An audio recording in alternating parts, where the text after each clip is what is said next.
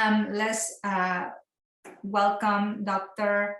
Emran Meyer, the author of the book, The Mind-Gut Connection, How the Hidden Conversation Within Our Bodies Impacts Our Mood, our choices, and our overall health.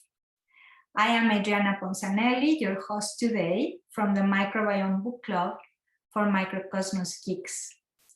Dr. Meyer, it is a pleasure to have you here today with me, especially because I know you have been very busy trying to, you soon are going to release your third book, which it's the second book targeted at the lay audience. You know, I've edited and published other books for the scientific community, but this is the second book for a lay audience. Oh, okay. Yes, I researched your books, and then there is another. It's like one first book that you wrote with somebody else, and so it was about chronic pain. You know, chronic pain, correct?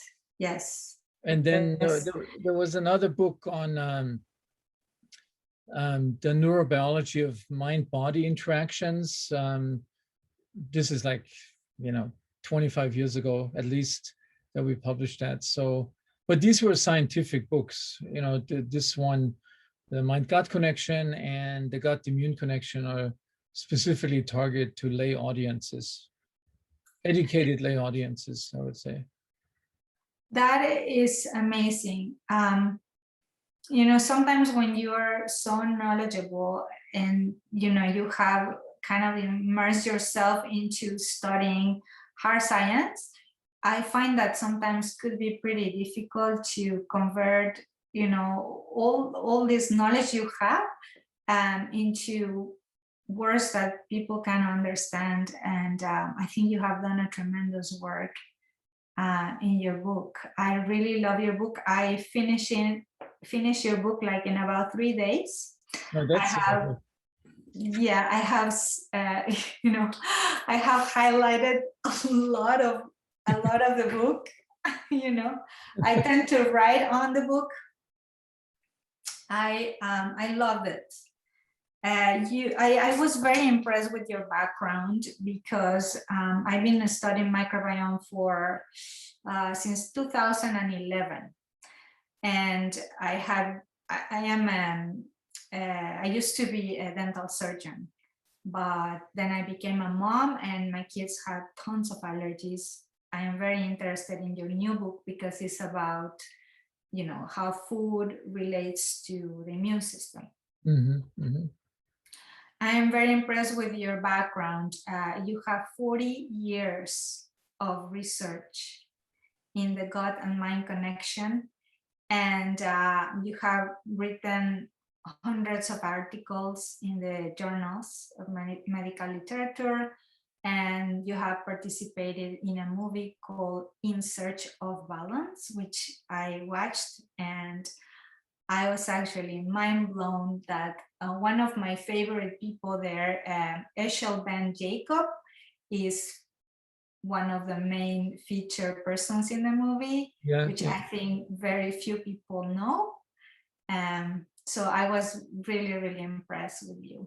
No, thank you. Thank you. Yeah, so, I've always had, even though I spent the majority of all my professional life in the scientific and clinical, so it's not just the research, but also, seeing patients with disorders of this brain-gut axis. But I've always had the other interests as well in terms of writing and documentary filmmaking. So when I was in college, I was involved in several documentary films to faraway places in South America on the Orinoco River and in New Guinea, Irian Jaya. So I've always had these two sides in my brain, and with the mind-gut connection, it was the first time I was actually able to synthesize it and use both sides of my brain to write this, so. And I think these are amazing qualities that can actually bring, because I know a lot of researchers are really knowledgeable, but they are probably missing that art field where they, or that ability to write or to put things together. So they, a lot of the stuff they research, it never comes out to the light, so it's never reaches the public. So I think that combination of being in love with nature because you have traveled, and I see your love for like wildlife, and that also love for photography and cinema. Yeah, and so one thing I should also say, so as a scientist or academic physician, you basically communicate. Well, on the one side, you communicate with your patients, but a lot of time you spend communicating with your colleagues, and not to the lay public. And I think what has happened, that non-scientists have have taken advantage of this situation and have grabbing the results that the scientists generate and write books about it, even though they're not really qualified in writing these books. But they get ghostwriters. They're very sensational, and so they almost have become the voice of science. So it's a whole and for us and some of my colleagues, a few colleagues who are pursuing the same path, it's really important that we ourselves can transmit the knowledge in a way that we think is evidence-based, is not exaggerated, is not.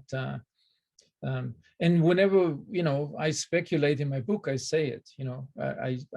There's an intelligent speculation that this and this might be the case, but not the way that that other, best-selling authors or internet celebrities are dominating the airwaves. I think this is really something, and I tell a lot my younger colleagues, they all should have this ambition.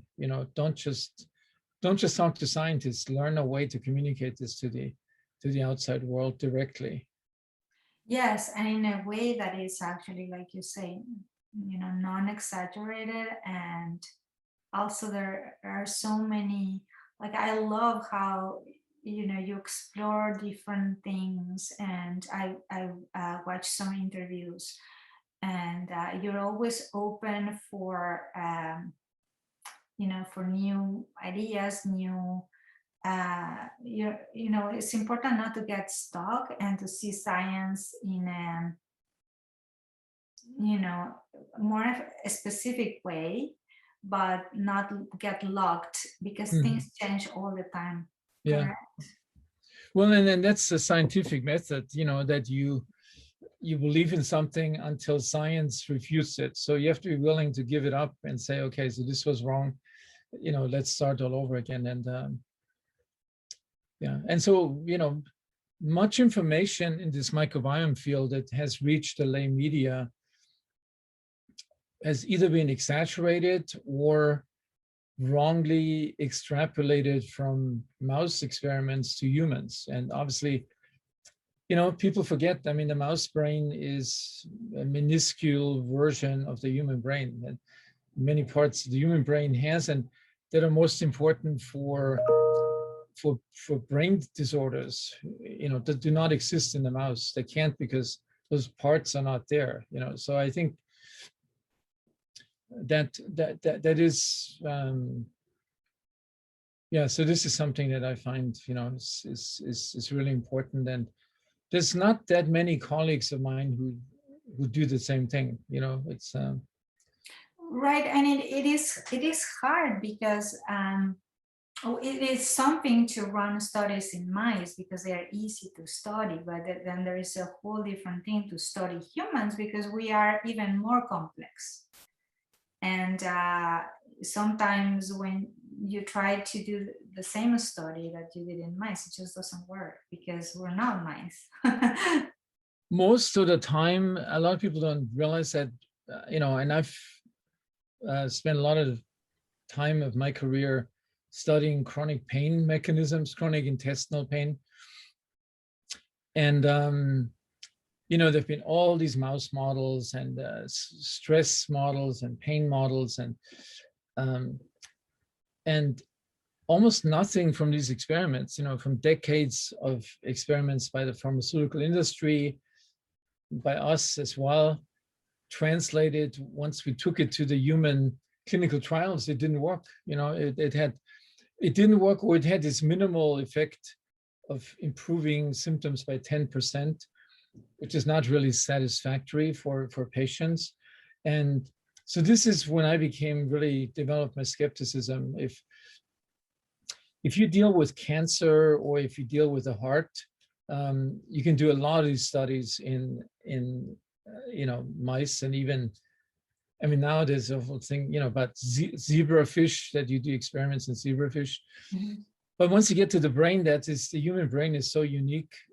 There's they're very difficult to translate from simpler organisms to to the human brain. Yes, because we're so unique. Even like I see it with my children, they have the same genes, but they are so different. They are, the way you receive them into the world, being the first one, being the second or the third, is really different. Yeah. So like you said in your book, those epigenetic tags from the mom, every single minute, all the choices you make have an impact in who you are, and we're so different from one another. Yeah. Yes. So I have so many questions for you. Some of them are technical, and some of them are more, relaxed, like as a mom. Okay. So, Dr. Mayer, you talk in the first part of your book, you talk about the vagus nerve. And I like the vagus nerve because we study the vagus nerve deeply in dentistry. But we didn't ever, have the relation taught by, how the digestive system communicates with the vagus nerve. But since I pulled out of dentistry and I started to doing microbiome research, I've learned some, connections, and you talk about it. And I was always doing, research to see if I could find studies about vagotomy, where they remove the complete vagus nerve, and you touch this subject in your book, and I thought it would be just the perfect question to ask about this.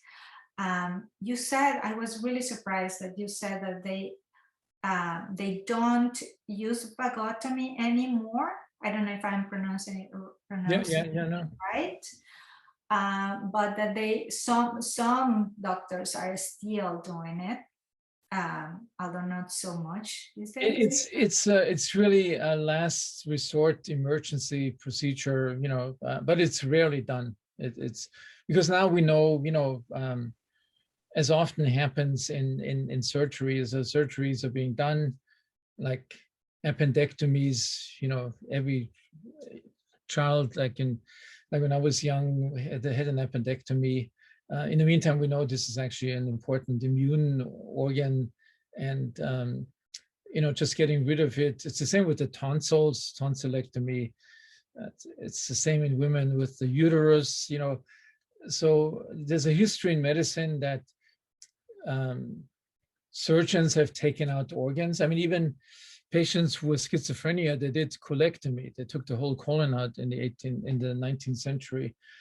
And then obviously afterwards you realize this has unexpected side effects. And the same thing has happened with vagotomies, that it was known at the time, and this was a time when I was in training, and we did lots of studies with patients that had a vagotomy, that A subset of patients, and I mentioned this in my book, was called the albatross syndrome. So people that never got back on their feet after epigotomy, because they had so many generalized symptoms, fatigue and loss of energy, and that at the time, you know, people thought it was psychiatric, and but then there was also another wave, you know, with these vagotomies, and people look back and analyzed how many people developed Parkinson's disease of those that had a vagotomy, and it was found that people that had a truncal vagotomy, meaning the whole vagus was cut below the diaphragm, that they had a lower rate of Parkinson's. So this was the kind of the opposite, and indicating this was a transport mechanism of some of these abnormal protein conglomerates, these Lewy bodies that start in the gut and then they're transported slowly up the vagus nerve to the brain. So this was sort of in the opposite direction. But the main thing that's happened is medications came, like Prozac and like the Prilosec, that could block acid secretion, so you no longer needed to use surgery to do this. And now we understand this is such an important highway of microbiome from the gut to the brain, mediating microbiome brain communications. So in some ways, it's too bad we can't really study this anymore. You know, we do not know. We just know that a lot of the effects that have been seen in animal models, where microbes in the gut would influence behavior, emotion-like behavior, when you cut the vagus nerve, it's no longer there. You know, so meaning a lot of this communication goes from the gut to the brain. And most interesting nowadays is that the vagus nerve is just not, it's not just one bundle, one solid nerve. It's a bundle of different subtypes of fibers. So the vagus nerve that goes to the gut. And many of these fibers are very distinct from each other based on the receptors that they have and to what chemical and what neurotransmitter they respond to. So you have, you know, many different receptors on different fibers of the vagus nerve, and some of them are now being matched to molecules that the microbes produce. So we find out, you know, what did this particular fiber, what molecule from a microbe does this respond to? And so we're trying to decipher, you know, what the vagus nerve really does in terms of. So this field is still at the beginning. I would say, you know, the vagus nerve affects many things, like, you know, it's a major regulatory system that affects, mediates appetite, satiety, not pain really. It modulates pain, the traffic, but we are just beginning to understand, you know, what role do microbial generated molecules play in this communication. And in the future, we will have probably very specifically targeted medications on certain vagal fibers that can prevent this communication if it's negative, if it's a disease related. This is just mind blowing. It's fascinating. So do you think that maybe the microbes that live or evolve within us have also shaped the receptors in the vagus nerve? So they probably, do you think they have evolved together? Yeah, they almost certainly have evolved together, because you know, also what I mentioned in my book. I mean, this goes back. Microbes were around for 3.5 billion years, and then at some point they decided, one group of microbes decided to live inside the this floating digestive tube that was called Hydra, this first I marine. know, yes, I love those Hydra things. And so yeah, from that time on, once they settled in the gut and found that beneficial for their own, so they get free nutrients, free transportation, but they learned to interact with this mammalian floating digestive tube and the nerves that were in that around that tube. So there was from early on a close communication between certain microbes and nerve cells of animals, and that went on over millions of years, and there was exchange of genetic material, so called lateral gene transfer, and so many of the design principles that the microbes had developed over 3.5 billion years were transferred by this mechanism, by gene transfer, onto these nerves, and probably including receptors and neurotransmitters.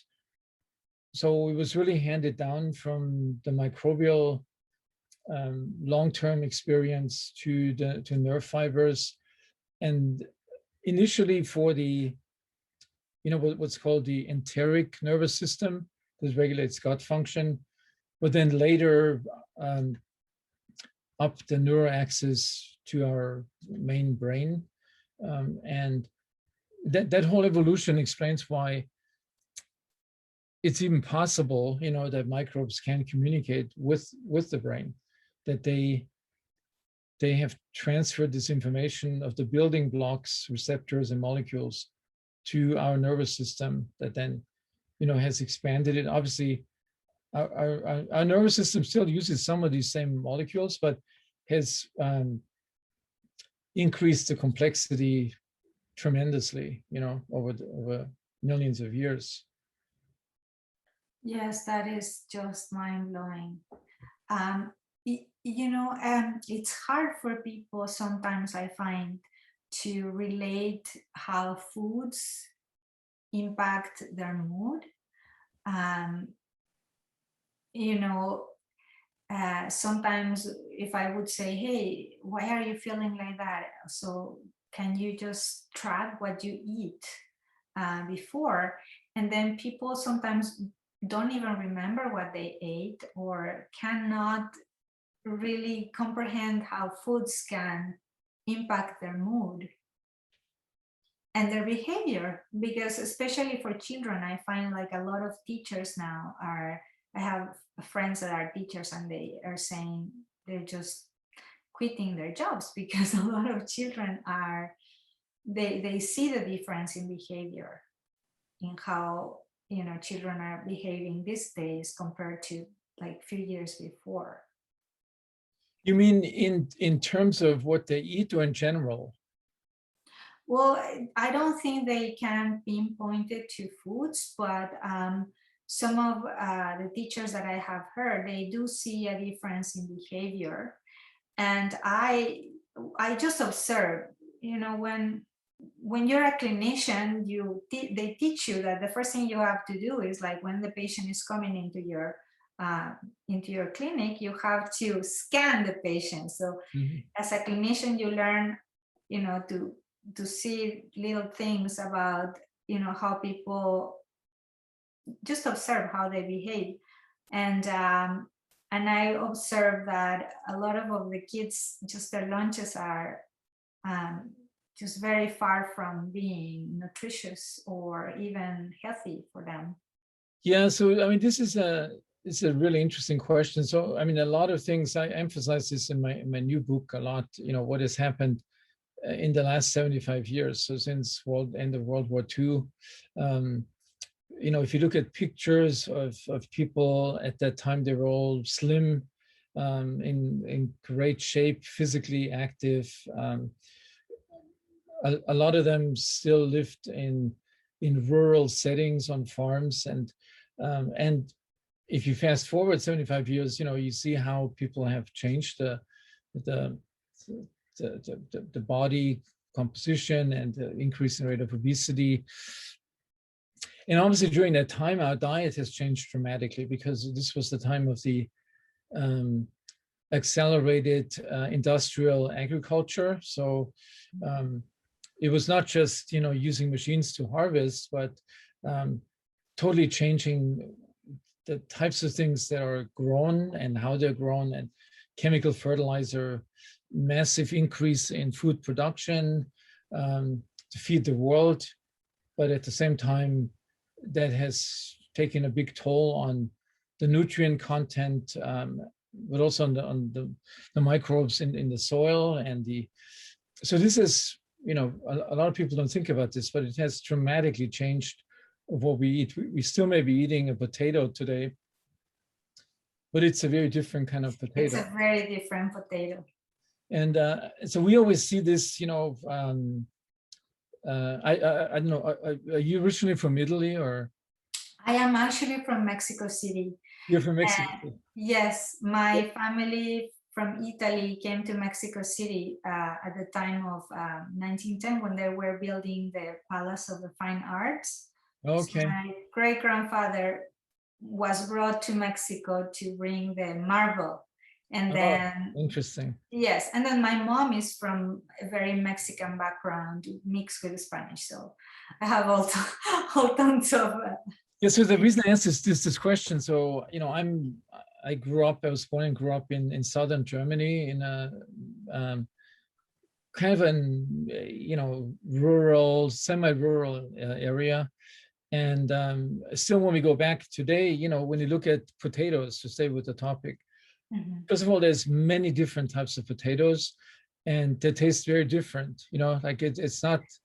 And here, the system, industrial agriculture, has basically decided they just need a few types of potatoes, so the whole genetic variation has been reduced, and the potatoes that have been most successful, most popular, are the ones that can be turned into French fries. Yeah. And so you have a artificial selection for the French fry potato with very little fiber. It has a very particular consistency, and this has happened with a lot of foods. That in these 75 years, that industrial agriculture has changed the variety of food and the quality of food in one that's more oriented on commercial principles rather than on nutrient value. There's a certain trend against that now, on a small scale, but still the majority of food is still very different. And so, many people that I know that have come from Europe or visit from Europe, they have experienced that. And there's also something associated with it, that when somebody who comes here from Europe, most of them gain weight, and it's because the food is of higher caloric density and lower nutrient density. That happened to me as a foreign exchange student in 1968, that I gained, despite being very active in sports at the time, and not really eating more. I gained like 20 pounds, which immediately disappeared when I went back after a year to Munich. And I've heard that story many times. So it's a practical illustration how much the diet has changed in this country. It still looks the same, still called the same, but it's something different, It is, and it's scaring me, because there even now, even newer things that are coming there that are, to me, they are very scary. And my boys just cannot wait to try. Yeah. And there's no way in earth I can convince them that this is not the natural things that they should eat, because they this is what's happening, I think, with our modern generations. They, like you said, I am from Mexico, and I got to see, even though I am from Mexico City, I grew up with my grandmother, who was born in 1910, and I had the experience to go into her little town. So I saw, you know, she used to take me on these beautiful walks for picnic, and then we would pick up wild berries and wild corn, and my boys didn't get to see that. They don't have that concept. They were born with computers and cell phones, and you know, in a different environment, so they have absolutely no concept. Yeah, this is a problem, because many of the, you know, the food preferences, as you know, are shaped early in life. So like, for example, the sweet preference, you know, how sweet does food need to be that you feel it actually tastes good, or how salty, or you know, the texture. So these are all things that are programmed early on in life, and then they stay with that person for the rest of the life, their lives. In addition, you know, we program the microbiome early in life, what kind of microbial ecosystem you have in your gut. And once the damage is done early on, well, and I shouldn't forget, so also the personal emotional experiences or contexts that you ate food, you know, so within, you know, within the large family, in like all the festivals around food, you know, so that all of this is programmed early in life, and fewer and fewer people have that in a way that is good for our health. You know, it's all, I think there's going to be more and more children that have never seen a cow or a pig, you know, but they love to eat a steak or a hamburger, but they never seen actually where this animal comes from, and how it grows up. And yeah, no, this is a really important to mention how. And now we're in a situation, you know, so a lot of damage has been done. And there's, as you say, there's still new things happening now. So this whole like almost like artificial type of foods, like the plant-based meat substitutes, you know, that all of a sudden you can eat a chicken that was never a chicken, but is, or a steak or a hamburger or anything really. They taste very similar to that, with all kinds of chemicals added to it. And they go through a lot of artificial processes of, you know, of 18 steps of processing steps. And so this is even getting worse. And then on the, for example, on the seafood side, the same thing is happening. You know, Yes. I grew up, you know, fishing and pulling out my own trout for lunch or dinner. And so now we have this aquaculture, or fish farming, or, you know, more and more fish that are depleted in the oceans or can now be grown in big cages, like in Norway or Scotland. And it's a very artificial system, because they're being fed food that is that actually depletes these fish of their most important nutrients, like the omega-3 fatty acids and some of the other vitamins. So again, they look the same when you buy them in the market. They look, the salmon looks the same because they add pink color to them, because otherwise they would be all pale. And more and more, so then people think, okay, so now I'm eating a plant-based hamburger, so that's got to be healthy, and I'm eating a lot of fish, so that's good for my omega-3. But in reality, you know, it's not really the same as eating the kind of food that we grew up on, you know. And yeah, it's like this food and like this fish, this salmon and this salmon are not the same salmon. they're not the same. Yeah. if you really pay attention to it, you can tell. I mean, the consistency and the texture and Yes, you the can. color. I mean, they're all different. Um, so I think, and there's some extreme things happening. You know, I just recently read about this. So that a lot of the food for these farmed tuna and farmed salmons actually originates in Africa, where very heavy industrialized fishing off the coast catches all the small fish that the natives, the locals used to live on, but that are not sort of the kind of fish that you want to buy in the US, not the big fish. So these fish are being dried, ground up into fish meal, and then shipped to Norway, and they're fed these big fish that we then eat. You know, so what has happened with that is it's this food for the Norwegian farmed fish is pretty better if they eat the protein from the, but it robs the people in Africa of their natural fish supply. So they're going to get deficient of, you know, what their cultural tradition was of, and probably they're going to be sold, you know, food that is processed and so yeah, it's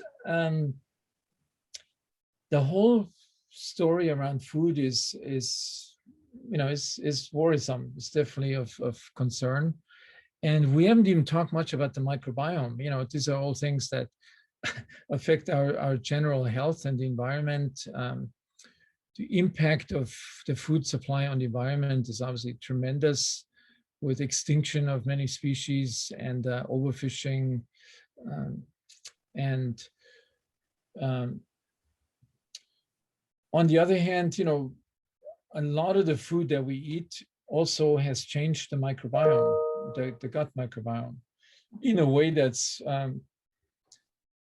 not good for us. You know, in a way that we have a lot more, so you have less diversity of microbes, and the consequences are this whole concept that people have called the leaky gut. So the gut becomes more permeable to microbial components and molecules, and then activates the immune system in the gut, and that immune system activation spreads through the body. So this has become a major health cause of, you know, our chronic diseases. So in our conversation so far, we talked about the environmental impact and you know, how extreme our diet has changed through industrial agriculture and processing of food, and now, you know, we came to this consequence on our health through the microbiome, that it becomes like this source of systemic inflammation in the body. Constant inflammation, because the microbes have, as like you said in your book, the microbes have 360 bacterial genes per one human gene, because they are constantly changing, and our human cells cannot catch up with their mutation rates. Yeah. So they are changing constantly because of our environment, but our genes are not being able to just to see the new species, correct? Yeah, so this is a very important concept, that, you know, so because microbes have you know, really millions of genes, most of them we don't know what they do, but they're able to quickly adapt to environmental changes, like even within days. You know, if you change your diet, within days you will change your microbial abundances. And but it takes about 15,000 years before our human genes adapt to a new environment. So you can imagine this mismatch between a changing microbial system and a fairly static human system. And it's really this mismatch that is a major stress on the gut.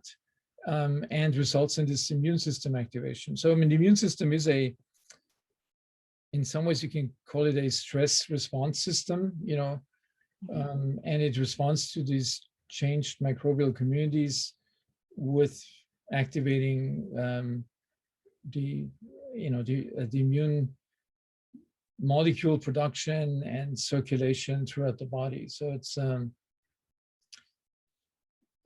and you can also imagine, I mean, it will take some major changes. It has to change from an individual level, and that's a good thing. So more and more, certainly in California, more and more younger people are becoming more conscious and more health conscious.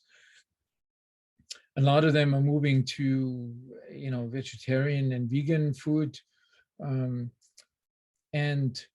that's just one, that doesn't take into account, like in the US, the majority of the country has not made these changes. It's still, for cultural reasons, or for, if you turn on TV in the evening, you're bombarded with ads of unhealthy food. At the same time, with ads about medications that treat the consequences of that diet. It's kind of ironic that you have both of those on as commercials. So it will take a political, there have to be guidelines, dietary guidelines enforced in school. There's to be education. I think a lot of it has to focus on moms, on pregnant moms, and on young children. I think you're not going to change somebody, who has enjoyed their whole lives eating steak and hamburgers. You're not going to change that person at age 60. But you can change a lot, if you teach moms what's good for their kids, and teach kids it's actually cool to experiment with different fruits and vegetables instead of eating, thriving on hamburgers and French fries. So it's, yes. And more worrisome, I think, the sweet foods. What I've seen mostly when I pulled out my kids from school because I was just not gaining any health benefits. They were constantly coming home full from school, and they didn't want to eat, so they were malnourished. And when I observed, they were eating donuts and chips in a bag, or like all this garbage food that is not even, I would say it's not even food. yeah. No, it's, yeah, and that is something, it's good that you bring this up. So this high sugar content of the standard American diet is clearly something that's also shaped early in life. And it's hard to find foods that don't have, sugar in it. So like if you come here from another part of the world, you notice everything seems to be too sweet for your taste. And but those are just the food items that we like, ice cream and chocolate, where you actually taste it. But then there's the hidden sugars in this high fructose corn syrup, that's being added to everything. If you look at, there's hardly anything that you can eat, like from ketchup to, like all of these sauces, steak sauce and barbecue sauce. Yes. So And everything has this sugar in it, which doesn't taste sweet, but it's being added because it's cheap. It's subsidized by the U.S. government, and it also results that the most common food that is being grown is corn and soybeans, and a lot of it makes it into this high fructose corn syrup. So what we have found, if you look for cereals, or if you look for anything that you think or yogurts. It's very difficult to find it without having sugar in it, you know. And then if you eat, if you talk to people who make these products, you know, I've talked to people at Kellogg's and people at yogurt companies. They say, well, if you don't put the sugar in it, then the kids don't want to eat it. Yeah. You know, so it's already too late. By the time these products are being advertised to the kids, it's already too late because they've grown up with the sugar, and the moms think, oh, there has to be enough, this has to be sweet enough for my kid to like it. So this is so the sugar consumption is a big problem. And if you add it together, what makes what the standard American diet so bad, it's the high sugar, the high animal fat, the high meat, the low plant and vegetable based and fruits and vegetable based foods. You know, that makes up, and it all has an explanation how infants and children are programmed early on in life by all kinds of advertisement and you know, role models. And I should mention, I've heard this from colleagues in pediatricians in Mexico, that you know, Mexico, as you know, has one of the biggest obesity epidemics in the world. And I couldn't believe that during the government of one of your previous presidents, who was the ex-president of Coke Mexico, there was a whole advertising campaign to mothers that, you know, to keep their children calm and keep them from crying, to give them Coke, because and the high sugar, you know. So from what they told me, I mean, I don't know if it's true, that generations of people have basically been hooked on sugar, you know, early on in life, and then stick with that that sweet tooth, this preference for sweetened products. So this is a really good example for what can happen early in life, you know, in terms of programming a food preference.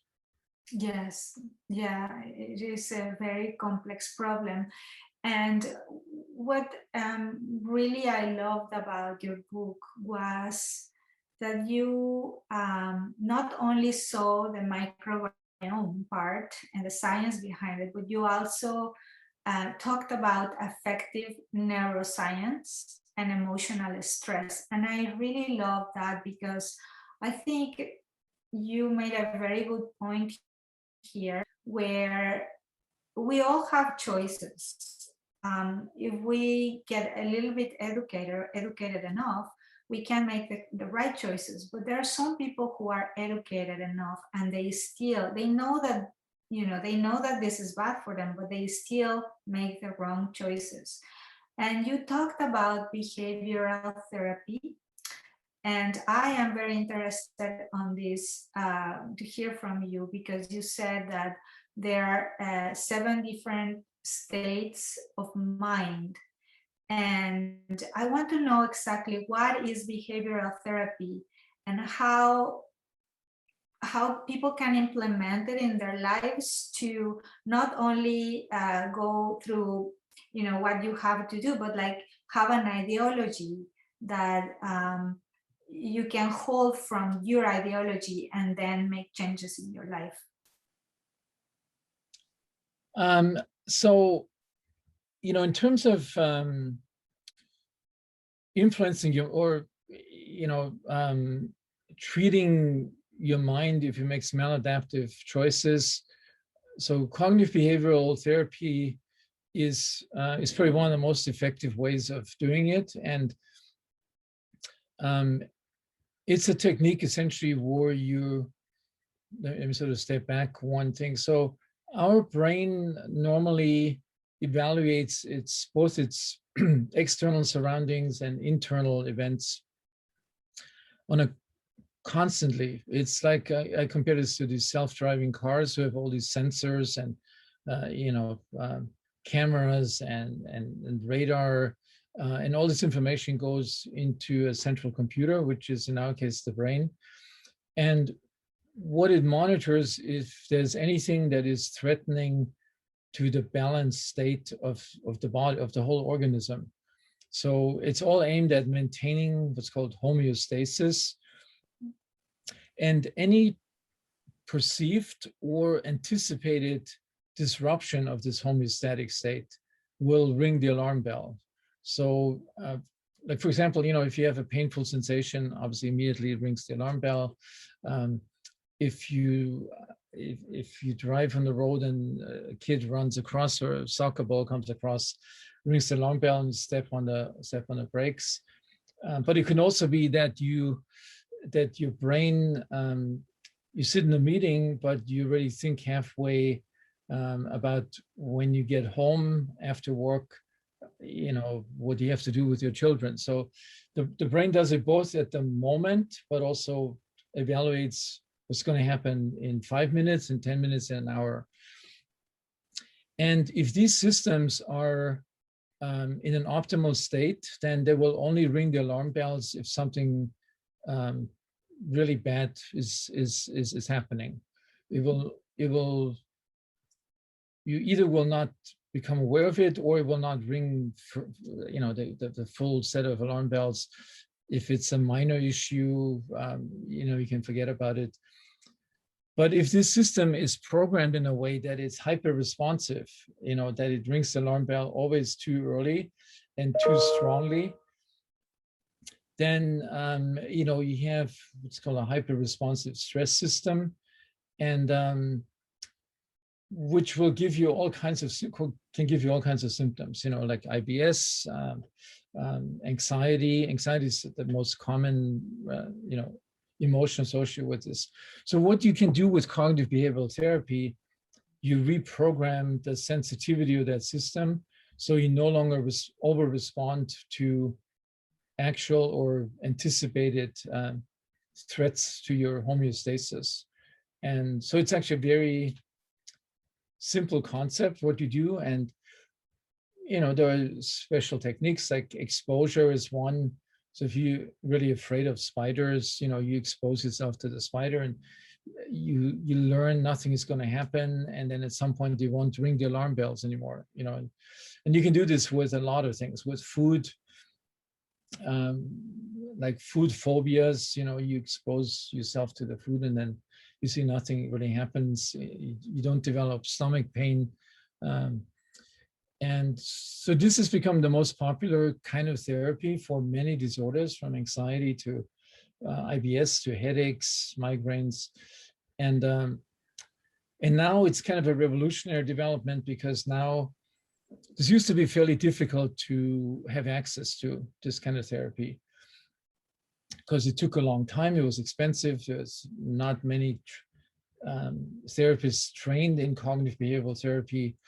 And so now there's this emergence, development of internet-based, web-based cognitive behavioral therapy treatments.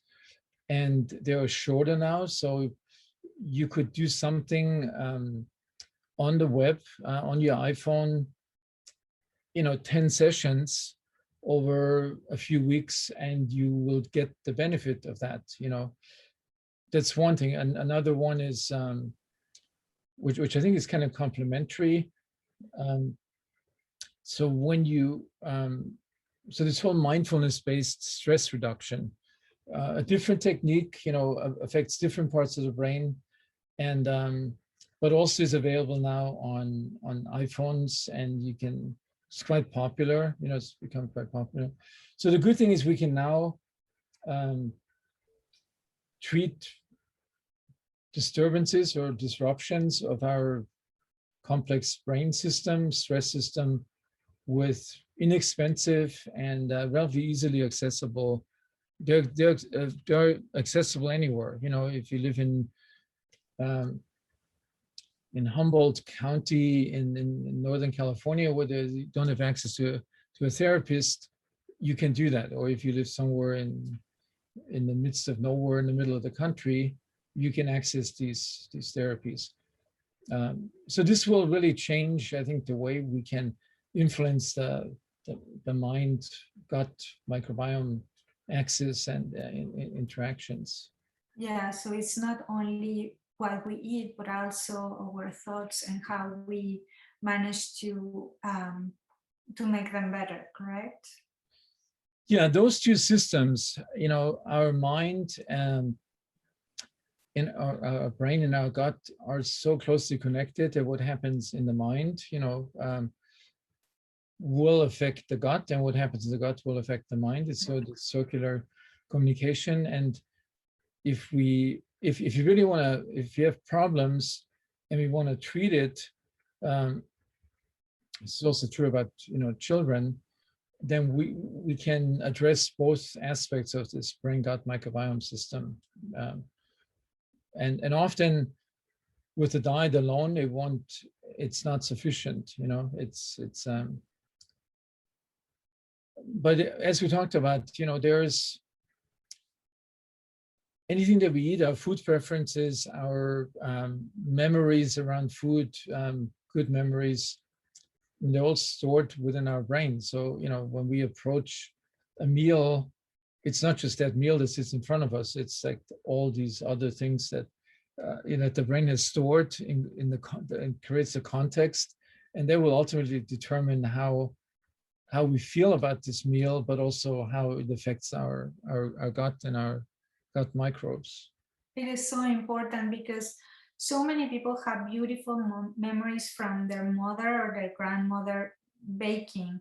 So they relate sugar, sweet foods with love. And it's very difficult to sometimes, coach them through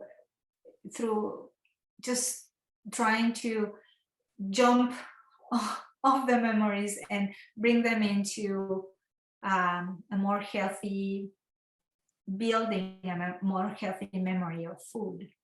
Yeah, and I should throw in a personal anecdote about this. So, as I say in my book, I grew up in a family that was the sixth generation of confectioners who made, cakes and chocolates and not bread. It was all the sugary stuff, and so I essentially grew up on sugar, when I was a kid, and not only that, but also I formed associations of every season, every holiday, Christmas, Easter, Carnival, with particular scents and tastes of food that we made, that was made in this business, and so I've often thought about it. So it didn't,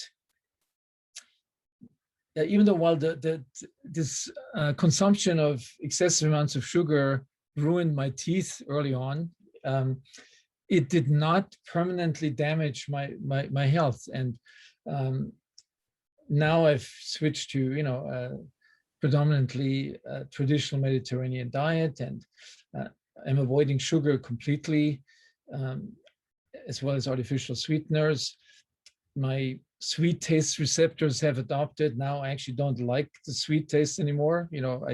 If somebody puts sugar into something, I don't like it. And then I ask myself, so why didn't I get sick? Why didn't I get metabolic syndrome? And well, I mean, it probably had to do with the other aspects of our lifestyle. So there was no fast food. There was a lot of physical activity. So this was in a town at the foothills of the mountains. In winter, after school, almost every day we went skiing, not with a ski lift, but we had to hike up the thing. On weekends, we would, in summertime, always hike into the mountains. And so we had a lot of physical activity, and I think that's another, I mean, this is my own personal interpretation. The reason people there that eat this unhealthy diet are not sicker is because they have a very active lifestyle. Most people in these, most young people in the Bavarian region of Germany, it's a very active mountain biking and all these things. So it's not. it's Also the type of sugar, right, is different as well. The type of sugar now, they modify the sugar beets or. that I don't know, but what didn't exist at the time was this high fructose corn syrup. That just didn't exist. So you just Didn't had the exist. Yeah. actual sugar that you added to, you know, cakes or your coffee or whatever. It was still, I would say, I consumed way too much sugar than was, was good for me. But But also probably your microbiome was the type that, that it was a good kind. Like if you have two ponds of fish, and one pond is full of piranhas and the other one is full of I don't know, other yeah, type of beautiful fish, you feed them the same thing, they'll grow, according to what they are. So probably your microbiome was well fed from those sugars, but your microbiome was set up properly. yeah, and there were other things that happened. So I spent several summers on the farm of my uncle. With in close contact with animals, farm animals, and digging out carrots and potatoes out of the soil and being exposed to the soil microbiome.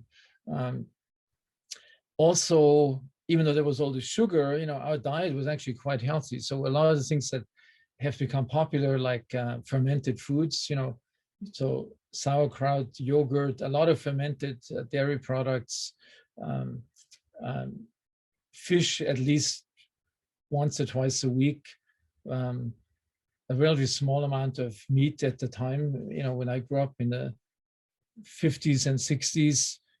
So it was actually a very healthy diet overall. It's not that Yes. healthy today, I would say. But so the sugar alone couldn't have done it. I think there were too many other good things that happened for your microbiome that I did not experience the negative health consequences. Yes, I think in my experience, I think antibiotics are probably at the top culprit of all disease, modern disease, because the relationship that I saw when I had a patient and was on antibiotics, the first thing where we were taught was if you give antibiotics to a patient, be careful because you might expect candida overgrowth. So they come back with thrush after, they've been in a certain amount of, days of antibiotics. And I think that is when who you're feeding the sugar to your bifidobacteria infantis, or you're feeding your sugar to your candida. Yeah, no, that's yeah. So so you mentioned Canada. I mean, there was this whole, like, I don't know how long ago, 20 years ago, this whole focus on Canada, and I think there was a book called The Canada Diet, and every patient came and said, um, I think my symptoms, my IBS symptoms is because of Canada. And yeah, so I personally didn't develop that with all the sugar, nor did anybody else I knew at the time. This was just not something people would think about. But yeah, so a very important thing of this whole focus on the microbiome has been that we focus more on the diet, because obviously the microbes are the interface between what we eat and our health. They're right in the middle. And so microbiome science has brought nutrition and recommendations of what we should eat, what's good for our microbial diversity and richness. This is a major consequence. It's become a lot more serious. So people, oops. I think we got.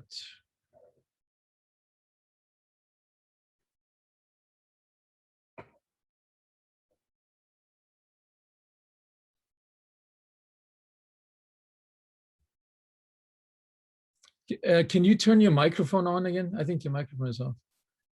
Oh, I'm sorry. I lost you. I lost connection. Yeah, we lost connection for a second. You know, Yeah. I was actually wondering how long I should probably we should probably come to Yes, we had so much, like we are talking for more than an hour. This is we could be talking here forever. I am going to ask you, where can people find you and when are you releasing your book? So my new book is the publication date is June 8th. So in about 4 weeks. And yeah, I would encourage everybody, if you can't wait till it comes out, you can pre-order the pre-publication order. All the information that you need to know, my social media addresses. If you go to my website, emmeronmeyer.com, the first thing it will ask you, are you interested in subscribing to the Mind-Gut Connection newsletter? And it's free. You get it twice a month, in addition to an email that comes on the alternate weeks. And you'll find a lot of interesting information, what we talked about, but also the newsletter will give you up-to-date, posts on new developments, on all aspects of the brain gut microbiome axis. So on the mind, on cooking, on recipes, on the science of the microbiome. It's sort of covers all the aspects that we talked about today. And so I would encourage everybody to go there. Even if you don't want to pre-order the book, I think this gives you a pretty good education in this area. Oh, I am so gonna read your book. I can't wait to read it. So, Dr. Meyer, I am so honored to have you here with me. I can't believe I got to see you and that you accepted my invitation. Thank you so much for your time. Well, thanks for asking me to be on this book club present, and I hope the members of this book club find this equally interesting to your interest. You were a great host, asking a lot of really practical questions that are in people's minds about this topic. So thank you. Thank you, doctor. Bye-bye. Bye-bye.